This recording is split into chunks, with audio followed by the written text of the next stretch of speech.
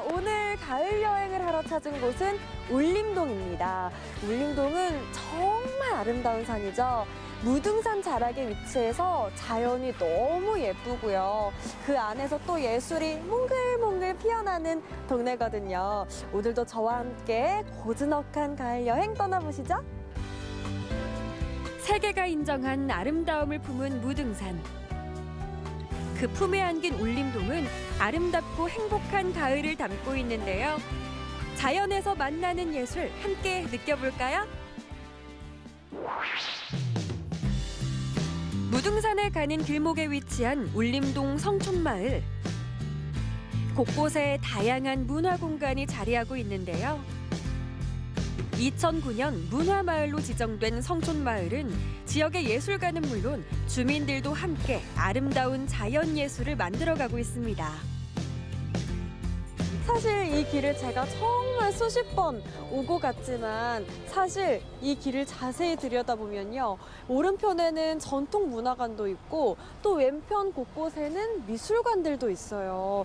이렇게나 볼거리가 많고 또 고즈넉하고 정말 아름다운 길인 줄 처음 알았어요. 말 그대로 문화와 예술이 꽃피는 동네. 이곳에 살고 있는 주민들의 삶과 자연이 어우러져 더욱 빛나고 있습니다. 울림동은 무등산 산자락에 있잖아요. 그래서 자연적인 요소는 빼놓을 수 없죠. 거기다가 정심사 같은 역사적인 문화재도 있고 또 현재 의제미술관이나 우제기미술관처럼 그런 예술적인 공간들도 함께 있고요. 또 여가를 즐기기에 더없이 좋은 차를 마신달지 또 식사를 한달지 이런 여가 시설이 잘 갖춰진 곳이어서 자연과 예술 그리고 여유를 즐길 수 있는 아주 좋은 장소라고 생각해요. 자연 속의 예술을 만나러 이동한 곳은 의제미술관. 무등산을 가장 잘 담은 건물이라고 해서 건축문화대상을 받았는데요. 자연을 배경으로 한 의제 선생의 다양한 작품을 만날 수 있습니다. 네, 관장님, 의제미술관은 어떤 곳인가요? 의제화백년이라고요. 1891년에 진도에서 태어나셔서 1937년에 광주에 정착하셨고요. 근대기 남종문인화의 대가이십니다. 의제화백년 선생님을 기념하는 미술관입니다. 지금 또 전시가 진행 중인데 전시 소개도 좀 해주시죠. 이번 의제미술관 전시는 개관 20주년 기념전입니다. 제목은 문향, 인연의 향기를 듣다라고 이야기를 하는데요. 그 인연의 향기가 의제 선생님이 그간 사시는 동안 많은 사람과 맺었던 여러 관계를 보여주는 것입니다. 사람과 자연에 대한 애정이 담긴 그림들. 의제 선생님은 미술뿐만 아니라 한국의 차문화를 보급하고 지역의 발전에도 힘썼는데요. 의제미술관을 통해 후배 예술가와 동시대를 살아가는 사람들에게 그 삶의 가치를 전하고 있습니다.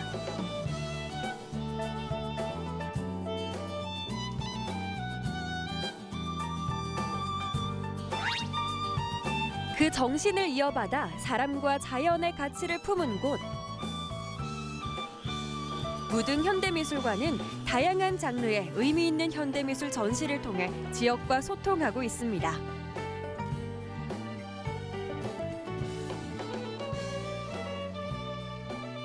네, 하기사님 반갑습니다. 아, 예, 반갑습니다. 네.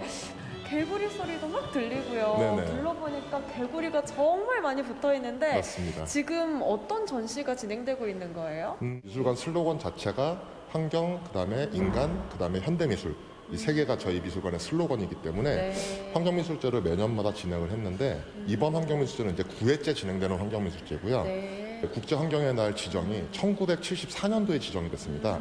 그래서 저희 이제 붙어있는 이 개구리들의 숫자가 네. 딱 1974마리예요. 그 1974년도라는 네. 그 의미 있는 날을 기념하기 위해서 개구리를 잡아봤고요. 코로나19 이후 대두된 환경 문제.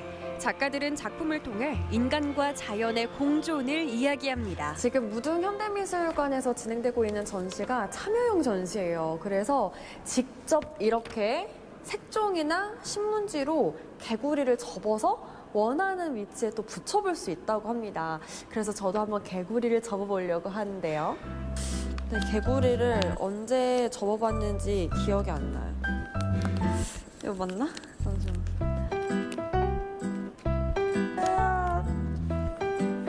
막혔는데 어떡하지? 막혔을 때는요, 다시 만들면 되죠. 종이개구리 완성! 오랜만에 붓도 잡고 그림도 그렸습니다.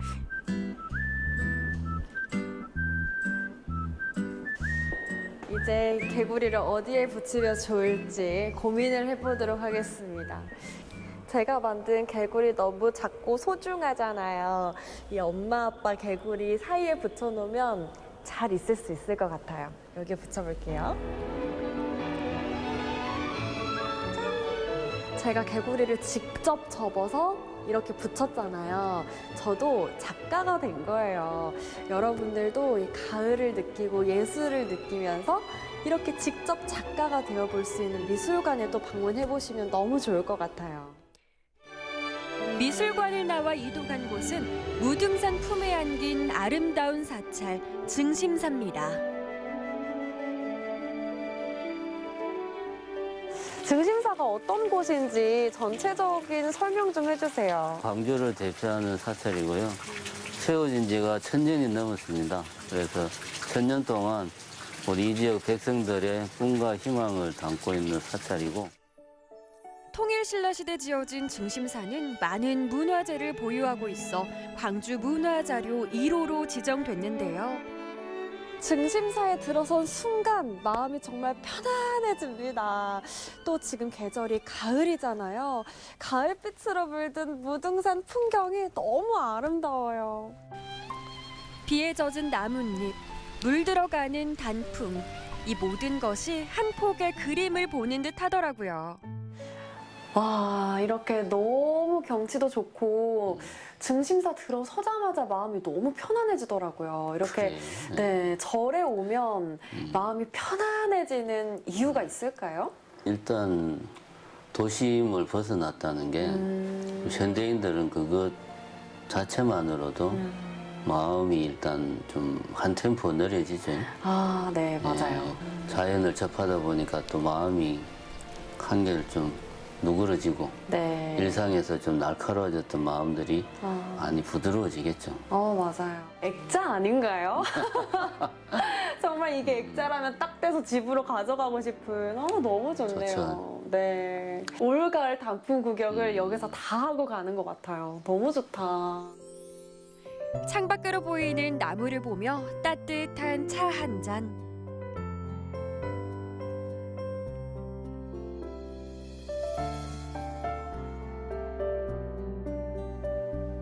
일상은 잠시 내려놓고 자연을 느끼니 이보다 좋을 수 있을까요?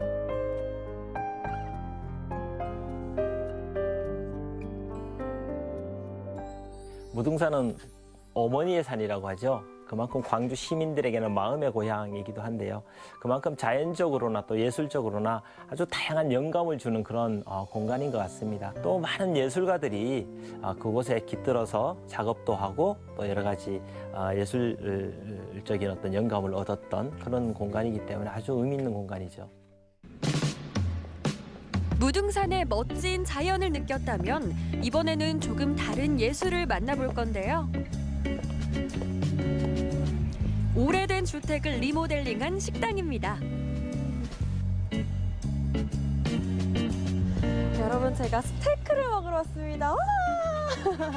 그런데 지금 바깥 공간 좀 보세요. 나무들이 우거져 있어서 정말 숲속에 들어와 있는 느낌도 나는데 야외 공간에서 스테이크를 먹고 싶은데 오늘 비가 와서 조금 아쉽지만 안으로 들어가 볼게요.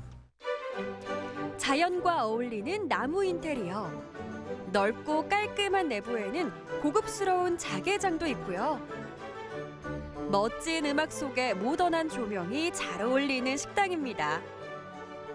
네, 가게가 너무 아기자기하고 너무 따뜻하고 정말 예뻐요. 감사합니다. 네, 가게가 무등산 자락에 위치해 있는데 특별한 이유가 있을까요? 엄청 특별한 이유는 아니고요. 저희가 우연히 무등산 자락에 있는 이 가옥을 발견했어요. 그래서 이게 87년도에 만들어진 가옥인데 네. 이 가옥이 너무 예쁘고 좋아서, 그리고 또 무등산 올라가는 거기 정취랑 저희 음식이랑 잘 맞을 것 같아서 네. 이제 고민하고 저희가 좀 리모델링해서 시작하게 됐어요. 네. 무등산 정취에 어울리는 음식 맛 좀 볼까요? 다채로운 재료를 섞어 만든 양식인데요. 매콤한 고추장 파스타부터 보기만 해도 군침 도는 스테이크까지 밥상 위에 예술이 완성됐습니다. 고기부터 먹어볼게요. 이렇게 썰릴 때부터 고기가 얼마나 부드러운지 느낄 수 있잖아요. 저는 직접 만든 된장 소스가 너무 궁금하거든요. 한번 찍어서 먹어볼게요. 자.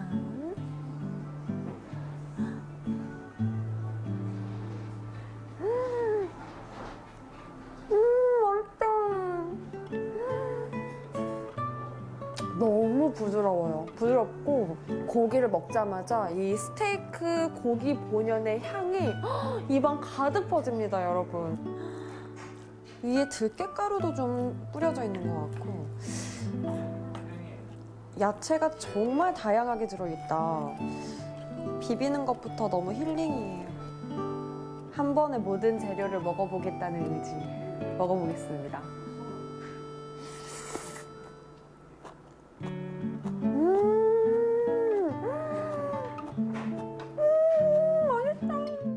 육회가 너무 부드럽고 무엇보다 그 각종 야채랑 들기름이 어우러져가지고 너무 아삭아삭하고 너무 맛있습니다. 고추장 특유의 그 향기가 싹 잡아주는 그런 맛입니다.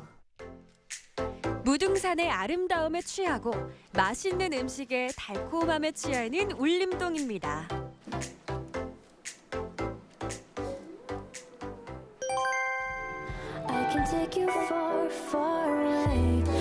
가을이 특히 아름다운 무등산. 그 아래 다양한 예술이 자리하고 있는데요. 울림동은 무등산뿐만 아니라 다양한 미술관, 문화공간들이 있습니다.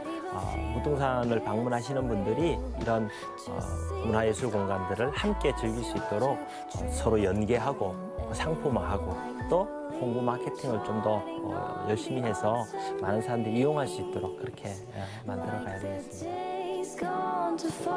자연을 찾아, 예술을 찾아 더 많은 사람이 찾아가는 울림동이 되길 기대할게요.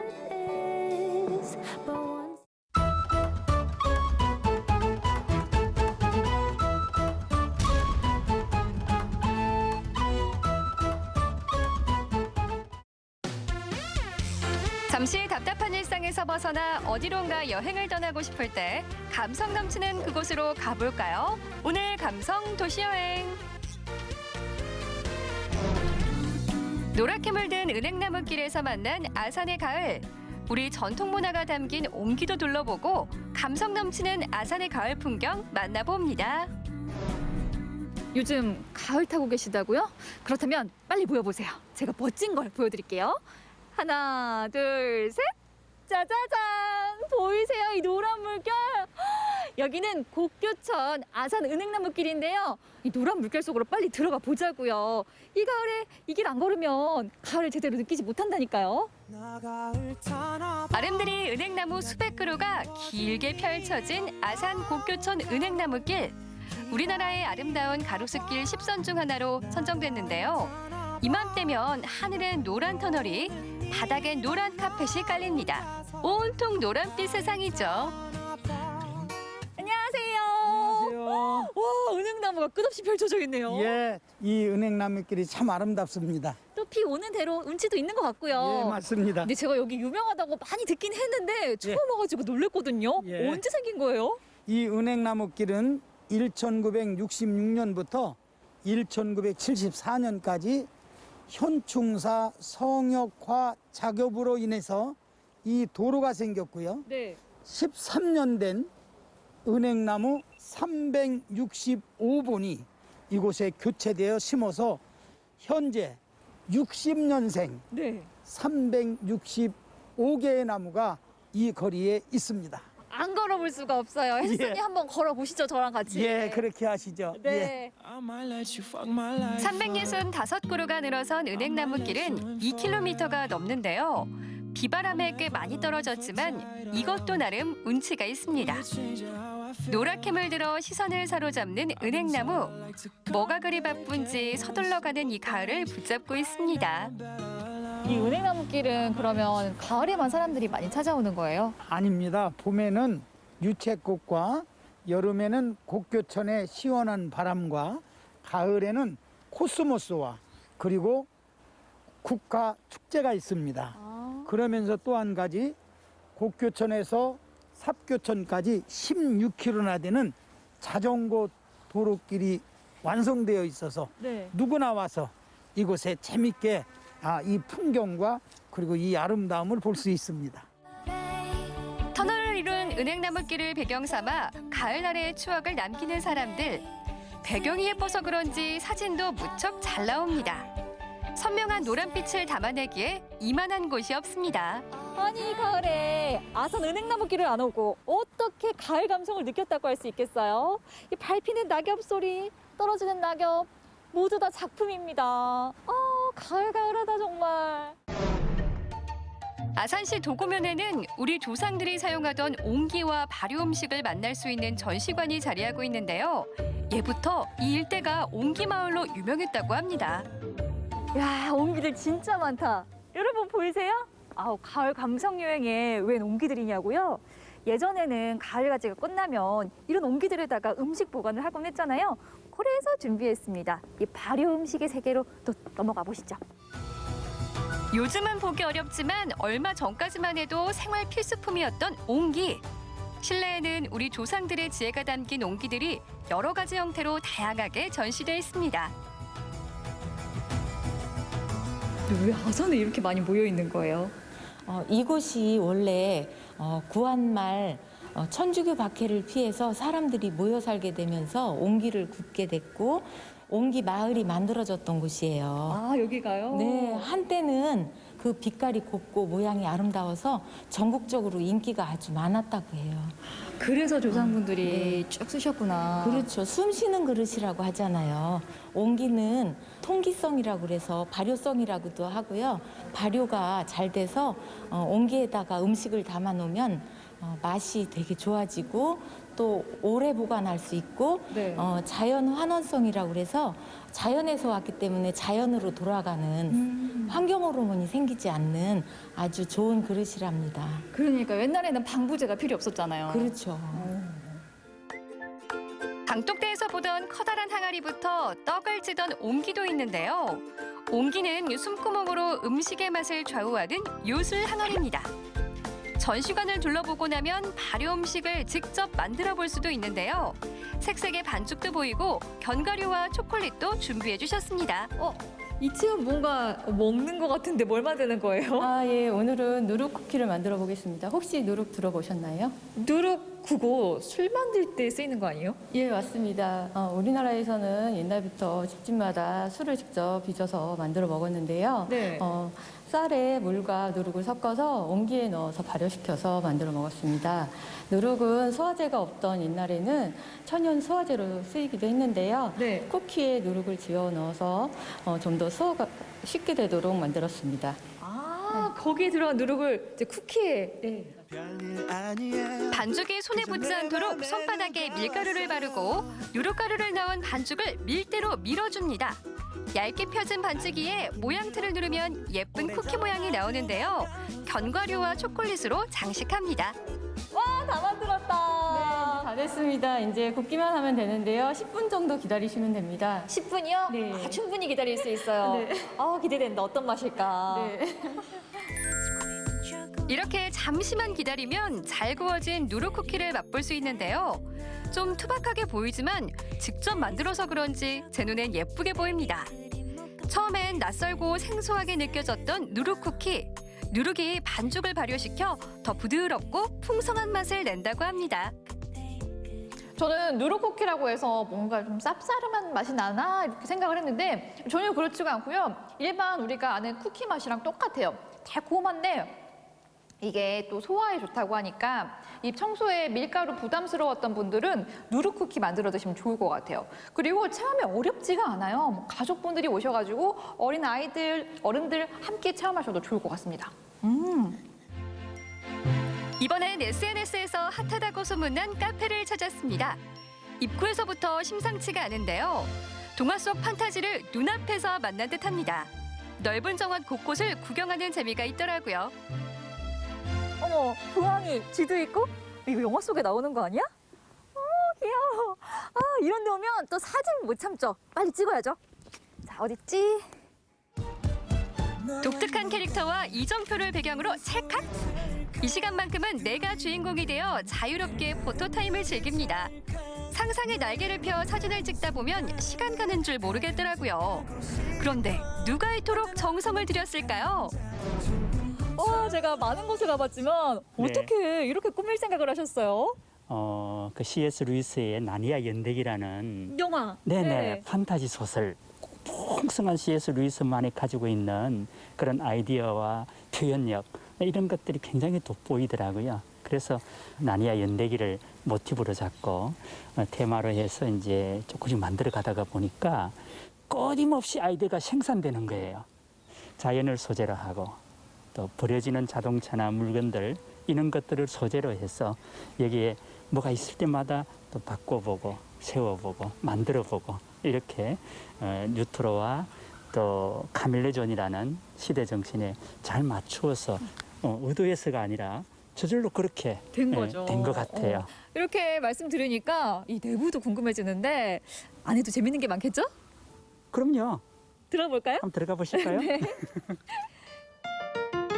기대에 부풀어 실내 카페로 들어왔는데요. 높은 층고를 자랑하는 2층 구조에 편안하면서도 따뜻한 분위기가 느껴집니다. 눈길을 가는 캐릭터와 소품들 역시 사장님의 손길이 닿은 작품들입니다. 또 2층 빈벽에는 중견 작가들의 작품도 전시돼 있죠. 야, 이 아름다운 가을 풍경 속에서 먹는 맛있는 디저트. 와, 이 테이블 속에도 단풍이 든 것 같지 않아요? 알록달록? 뭐부터 먹지? 이곳은 아산의 안진뱅이 토종밀로 매일 피자를 굽는 브런치 카페인데요. 루꼴라 피자와 에그타르트 역시 방금 구워주셨습니다.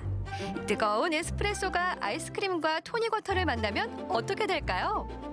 메뉴조차 판타지스러운데요. 요게 커피가 아니라 꼭 우리가 먹는 그 보리 음료밭 있죠? 그 맛이 나네? 신기하다. 분명히 여긴 에스프레소거든요? 어떻게 이런 맛이 나지? 부드럽고 달콤한 디저트 한 조각에 깊어가는 가을의 낭만이 느껴지고 시원한 커피 토닉 한 모금에 일상의 단조로움이 잊혀지는 기분이랄까요? 즐거운 상상을 해봅니다. 맛있는 브런치를 먹으며 행복한 상상에 빠지는 이 시간. 가을날의 여유와 자유를 마음껏 느낄 수 있었는데요. 여러분도 이 기분을 느껴보셨으면 좋겠네요. 어느새 가을의 끝자락이잖아요. 흘러가는 시간 마냥 아쉬워만 하지 마시고 저처럼 시간 내서 이렇게 힐링해 보시는 건 어떨까요? 그것도 아산에서 말이에요. 그런데 저는 이 단풍이요. 영원히 계속됐으면 좋겠어요. 겨울 안 오면 안 되니? 너무 좋은데. 불긋불긋 아산의 가을이 물들어갑니다. 떨어지는 낙엽을 보며 아쉬운 마음이 들긴 하지만 이 또한 가을의 멋 아니겠어요? 발효 음식처럼 깊어지는 아산의 가을을 지금 만나보세요.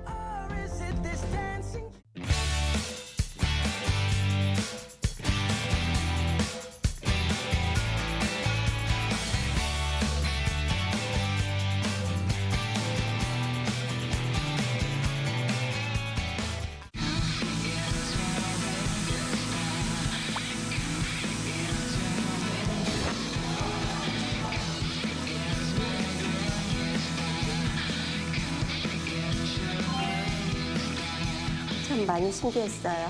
이렇게 원두 찌꺼기를 이용해서 이렇게 예쁜 화분을 만들 수 있어가지고 너무 신기합니다.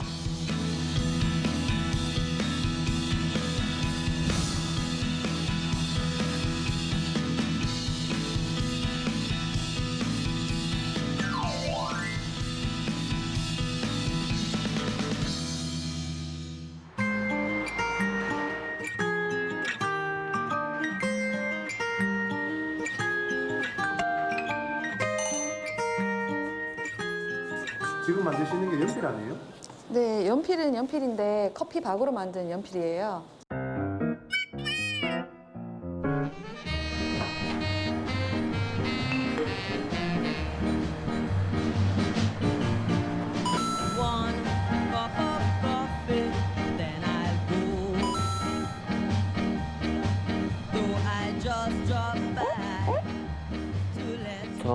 그렇고 이제 대다수 사람들이 좋아하는 이제 커피를 먹고 이제 버려지는 이제 커피 이제 찌꺼기 그걸 저희가 커피박이라고 그러는데 이제 그걸 활용해서 저희가 생활에서 쓰일 수 있는 제품을 만들고 싶다 생각을 해서 이제 만들게 되었어요.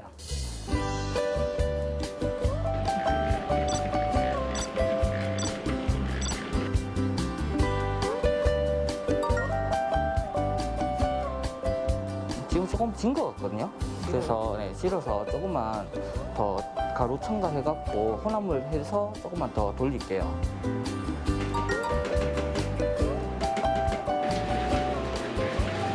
이제 점토를 만드는 과정이 이제 혼합하고 반죽하는 과정이 제일 중요한데 저 같은 경우는 이제 얘가 질거나 그러면 이제 나중에 반죽해서 연필을 만들 때 조금 힘이 들거나 부러지는 경우가 많아요. 그렇기 때문에 건조시키기 전에 저희가 이제 만져보고 점토 상태가 괜찮은지 확인하는 과정이에요.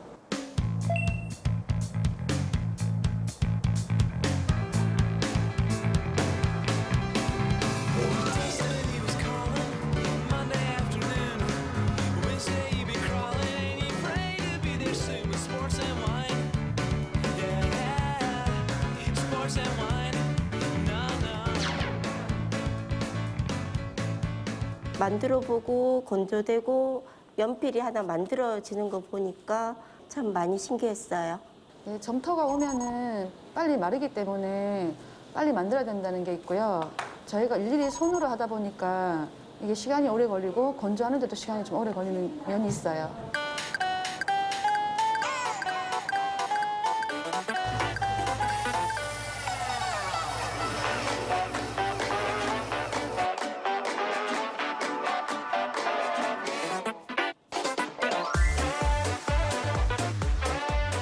기존 연필 같은 경우에는 이제 나무를 베어서 사용을 하기 때문에 이제 자연재 훼손이라고 좀 볼 수 있는 거를 저희는 이제 버려지는 커피박을 이용해서 저희는 이제 좀 더 친환경적으로 연필을 만들고 있다고 좀 생각을 하고 있어요.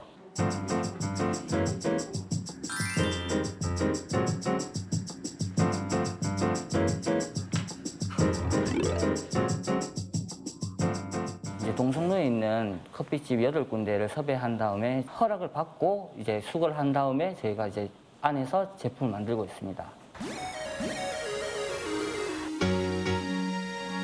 지혜 씨 안녕하세요. 사람 좀 있었어요? 점토랑 연필 갖고 왔거든요.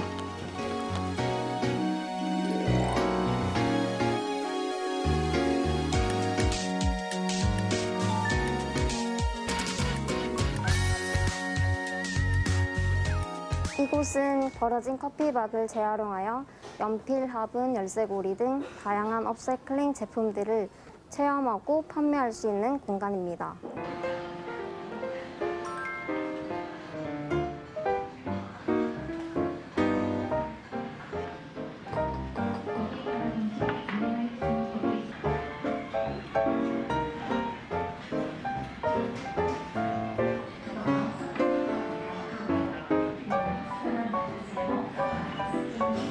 냄새도 완전 커피 냄새 나. 좋다.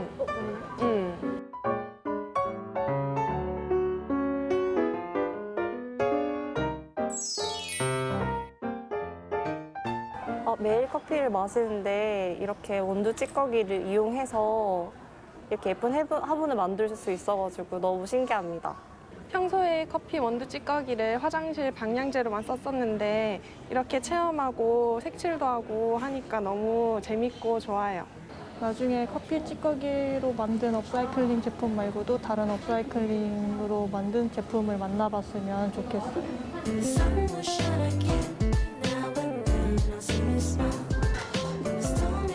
안녕하세요. 커피박 수거하러 왔어요. 네. 감사합니다. 네, 수고하십시오.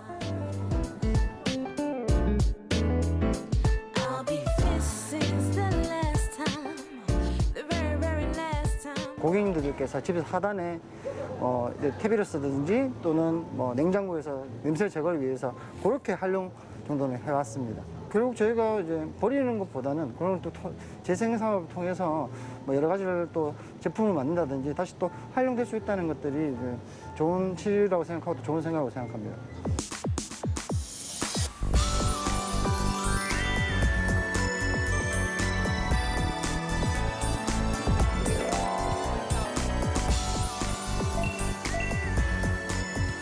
아직까지는 이제 재활용 물품, 재활용 물품에 대해서 인식이 많이 낮은 것 같은데 뭐 저희를 통해서라도 이제 재활용, 재활용 물품을 이제 많이 관심도 좀 가져주시고 사용해 주셨으면 감사하겠습니다. 사랑하는 그대와 커피 love 우리만의 커피 love 햇살 가득 따스한 날 우리 마주 앉아 서로 함께하는 시간이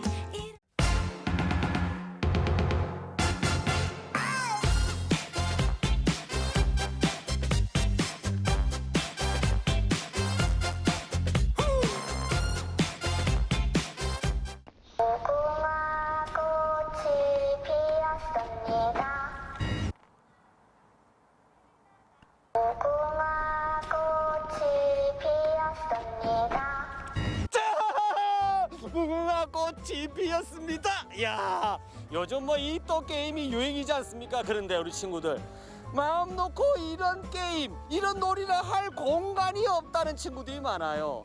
상상한 대로 뭔가 할 수 있는 놀이를 할 수 있는 곳이 없다고 말하는 친구들이 많은데 오늘 제대로 왔습니다. 상상하는 대로 놀이터가 되는 그런 공간 있다 그러네요. 가보겠습니다. 짠짜자자자짠짜잔. 어떤 놀이터를 상상하건 그 이상. 설계부터 제작까지 아이들이 직접 참여한 놀이터가 있다는데요. 상상이 현실이 되는 공간, 모험 놀이터를 소개합니다.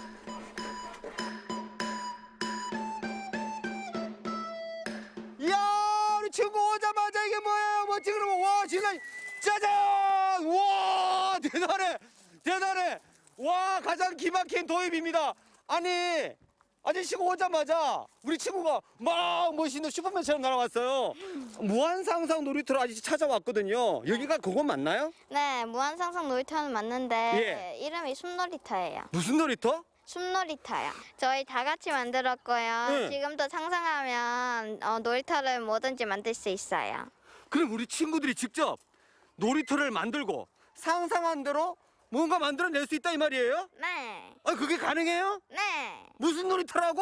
숲놀이터요. 숲놀이터? 우와, 진짜 숲 넘어간다.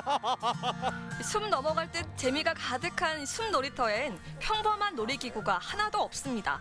주어진 기구에 맞춰서 노는 게 아니라 놀고 싶은 대로 놀이기구를 만들기 때문인데요.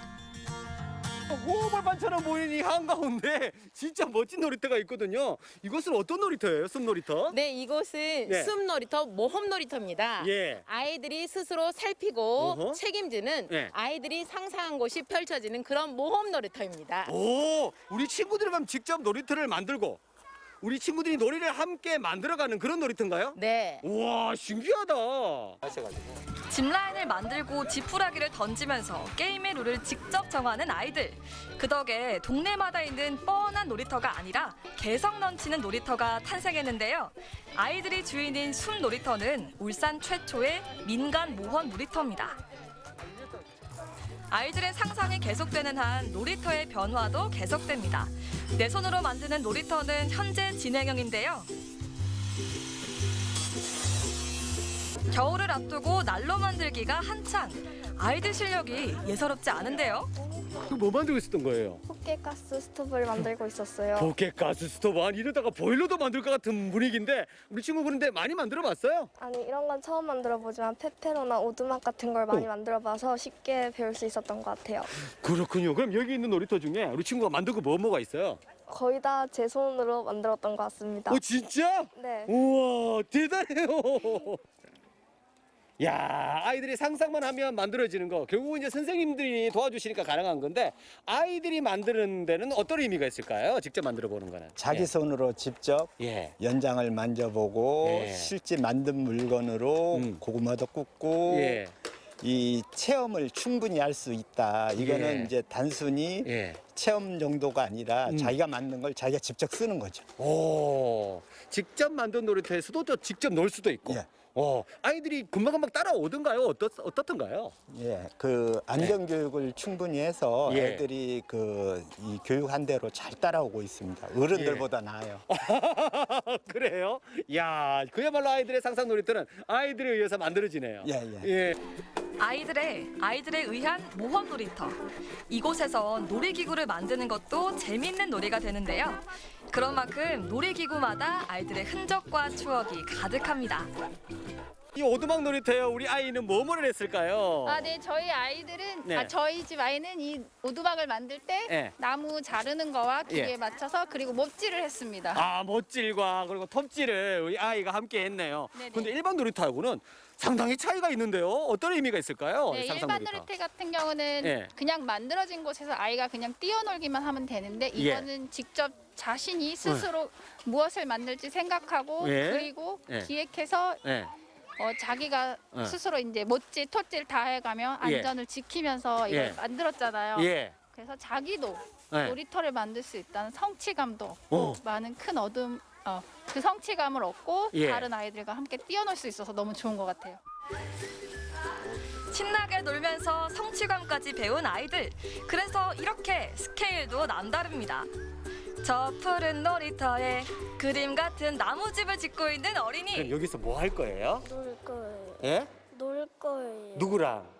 엄마랑. 엄마랑 놀 거예요. 아, 감동해. 그래서 엄마가 같이 놀라고 이렇게 잡아주시는구나. 네. 아이가 이렇게 만드는 거. 네. 그럼 여기 와서 가능한 거예요? 예, 처음 해봤어요.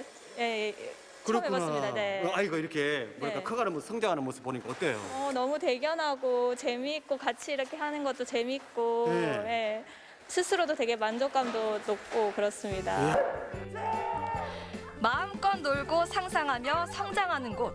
놀이와 놀이터의 진정한 의미가 이곳 모험 놀이터에 있습니다. 놀이터 노는 소감은 재밌어요? 재미없어요? 재밌어요! 무한상상 놀이터 너무 즐겁네요. 앞으로 어떤 공간이 됐으면 좋겠습니까? 아이들이 상상하고 모험하고 마음껏 뛰어노는 그런 공간이 되었으면 좋겠습니다. 우리가 만들어서 더 즐거워요!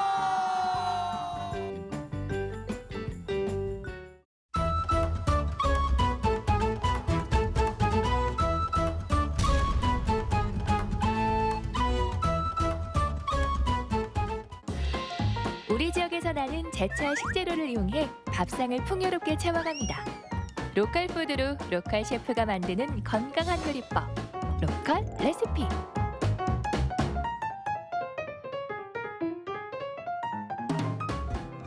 가을과 겨울 사이 11월의 경주. 오늘은 어떤 음식을 배우게 될까요?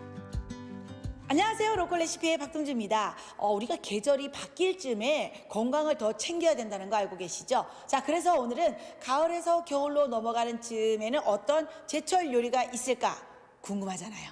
차원정 선생님을 모셨습니다. 함께 만나보시죠. 선생님!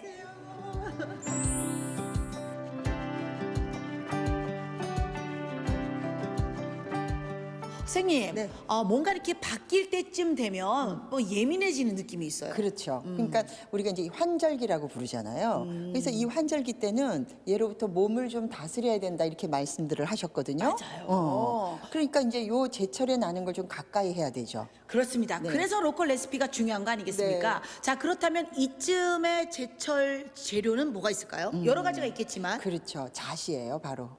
오늘의 주인공은 잣이요? 네. 잣은요, 보통 우리가 그냥 살짝 올려놓는 정도? 데코레이션 정도로 생각했거든요. 고명, 그죠? 네. 그렇지만 이 잣을 어떻게 잘 활용을 하느냐에 따라서 굉장히 귀한 음식으로 변하거든요. 요리가 될 수 있는 잣. 그럼요.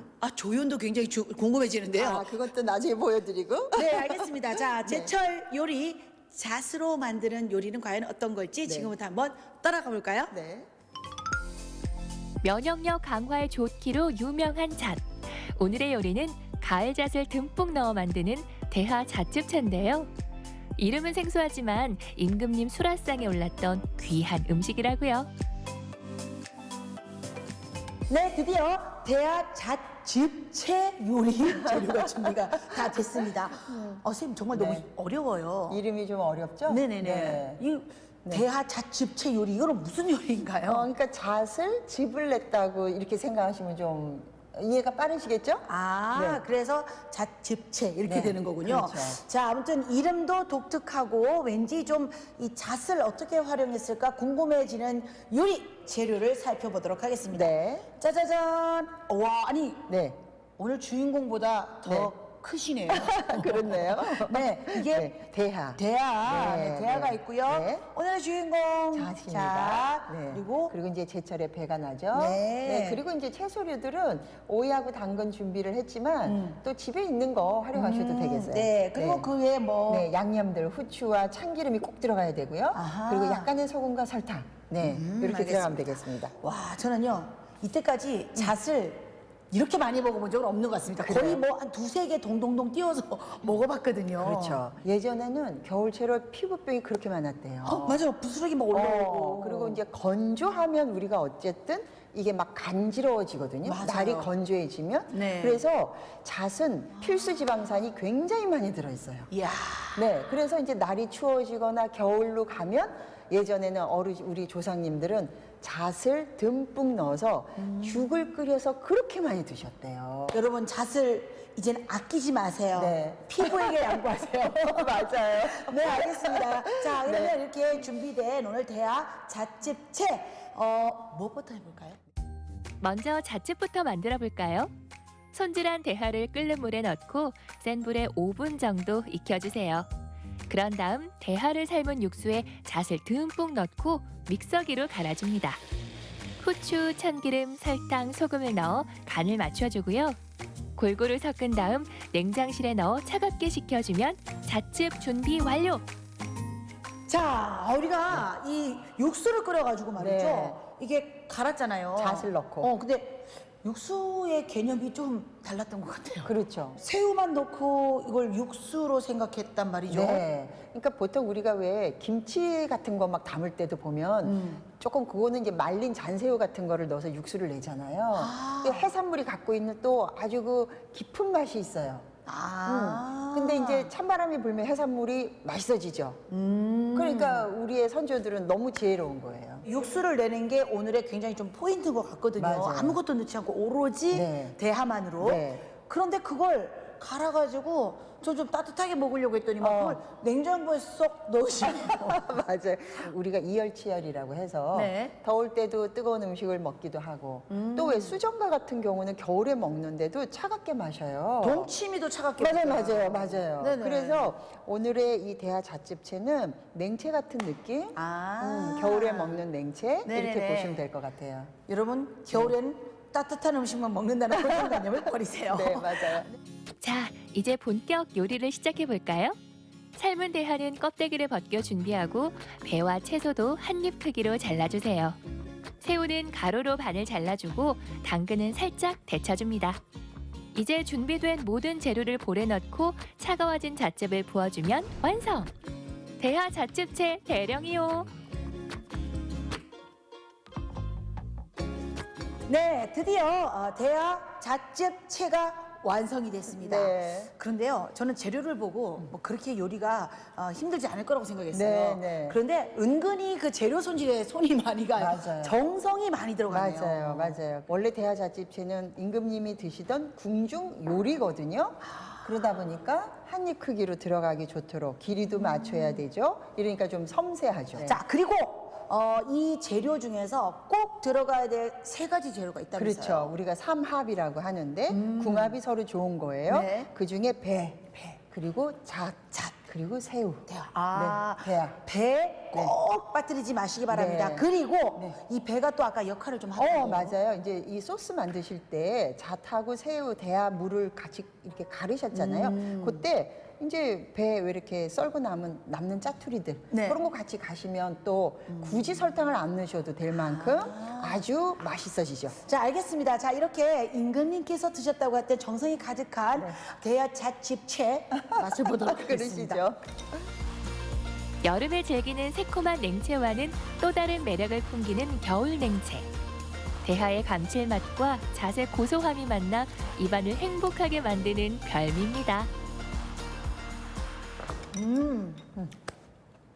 제가요 잣을 이렇게 동동 띄어서 먹을 때는 무슨 맛인지 전혀 몰랐어요. 솔직히 말하면 그렇죠. 요거 갖고 뭘 알겠습니까? 그런데 이렇게 잣으로 즙을 내서 요리를 먹으니까 잣이 이 맛이었구나. 네. 정말 담백 맞아. 구수하다는 구수하지. 맛.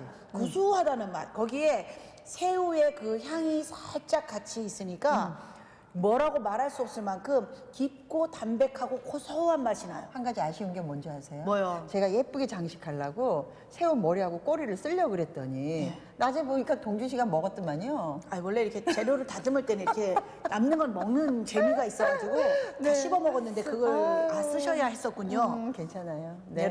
여러분은 새우의 머리와 꼬리를 예쁘게 둬서 드시기 바랍니다. 네. 그리고 이게 거의 국물을 정말 계속 국물을 먹게 되거든요. 잣을 이만큼 먹을 수 있는 거는 이 요리 말고는 제가 없을 것 같아요. 네, 마치고 나면 저희 잣 국물을 다 마시도록 하겠습니다. 네. 자, 오늘 로컬 레시피는요, 이 잣으로 제철 재료인 잣으로 이렇게 맛있는 궁중 요리를 한번 배워봤는데요. 여러분도 한번 집에서 이런 귀한 요리 한번 시도해 보시면 어떨까라는 생각이 듭니다. 지금까지 로컬 레시피였습니다.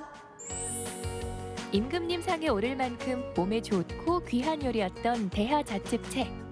본격적인 추위가 찾아오기 전에 잣을 이용한 별미로 건강을 챙겨보는 건 어떨까요?